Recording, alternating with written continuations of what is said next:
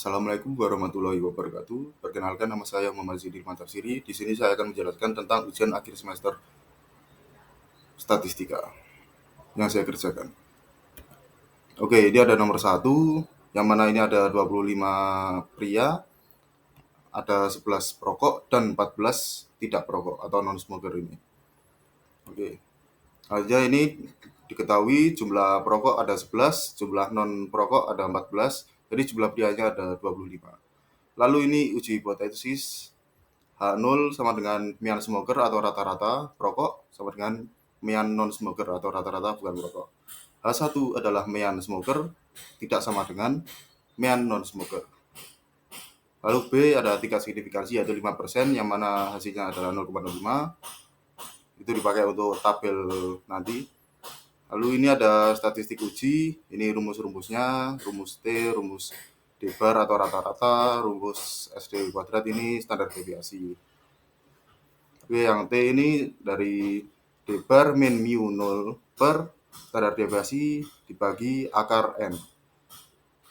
Lalu D bar ada jumlah N sama dengan 1, DI adalah nilai dalam tabel per N, total nilainya. Standar deviasi adalah jumlah N sama dengan 1 dalam kurung atau dikalikan dalam kurung DI ini nilai tabel minus D bar. Ya, D bar yang tadi kita cari kurung tutup dikuadratkan lalu dibagi N-1 atau total nilai dikurangi 1. Oke. Di sini ada jawabannya, smokers atau perokok. Di sini dari rata-ratanya dulu. Ini nilai-nilai dari tabel ditambahkan semua lalu dibagi 11. Hasilnya adalah 129,18.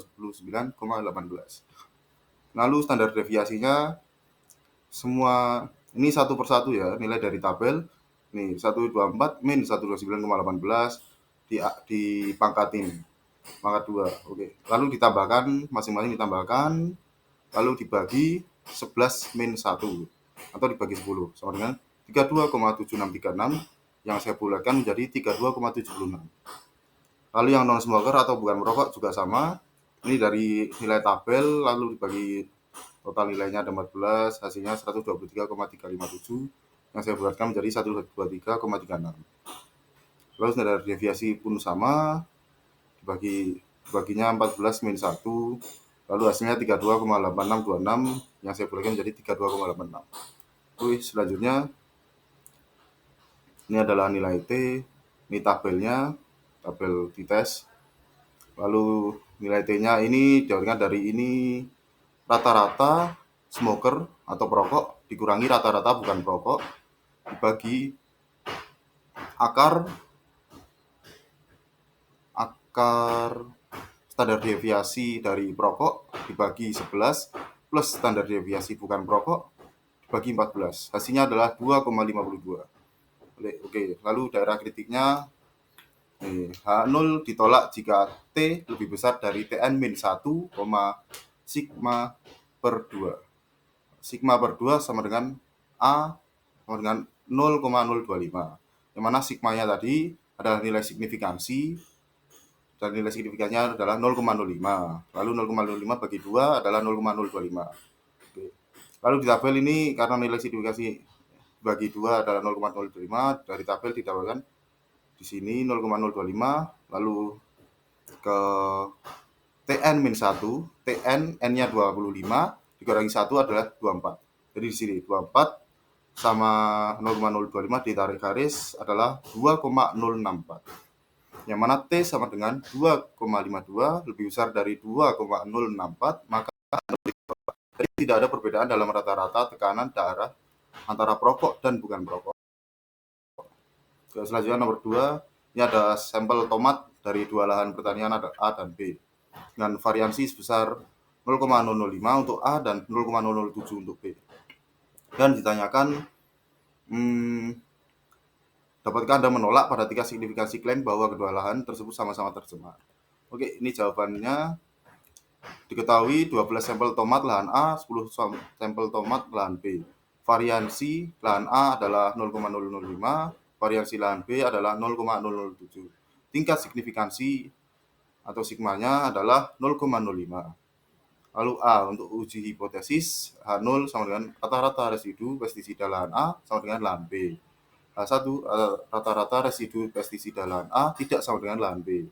Oke, untuk tingkat signifikansi 0,5, statistik ujinya variasi A sigma A kuadrat sama dengan 0,005. Variasi B sigma B kuadrat sama dengan 0,007. Lalu ini ada X bar N sama dengan jumlah N sama dengan 1, XI adalah nilai dari tabel dibagi N atau total nilainya. Jadi ini ada X bar A atau rata-rata nilai A, lahan A.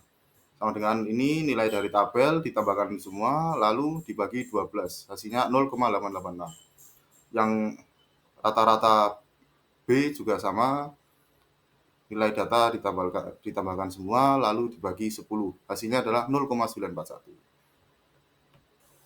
Lalu ini selanjutnya adalah nilai Z, yang mana lalu dimasukin nilai-nilai tadi dimasukin ke rumus ini, yang hasilnya adalah 0,886 dikurangi 0,941, ini didapatkan dari rata-rata yang kita hitung tadi, lalu dibagi akar sigma A kuadrat. Ini dari variansi tadi dibagi total nilai lahan A adalah 12, ditambah variasi lahan B dibagi total nilai lahan B, yang mana Z sama dengan minus 1,646 yang dibulatkan menjadi minus 1,65.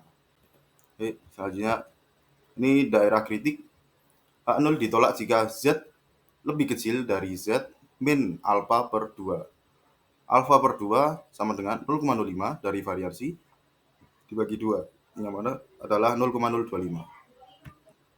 Lalu ini ada 1 min alpha per 2, yang mana 1 min alpha per 2 itu 1 min 0,025, hasilnya adalah 0,97, yang mana Z min alpha per 2 adalah 1,96. Lalu dimasukkan ke tabel, ini tadi dari 0,975 dimasukkan ke sini, 0,9750 di tabel, yang mana kalau ditarik garis ada 0,06 dan 1,9. Jadi hasilnya 1,96. Oke, di sini. Kesimpulannya adalah Z, yang mana Z adalah min 1,65 lebih besar dari min 1,96. Jadi H0 tidak ditolak. Jadi tidak dapat menolak klaim kedua lahan A dan B sama-sama tercemar atau klaimnya benar. Oke, lalu soal nomor 3 adalah reflective assessment untuk aplikasi ANAVA satu arah dalam bidang teknologi pertanian.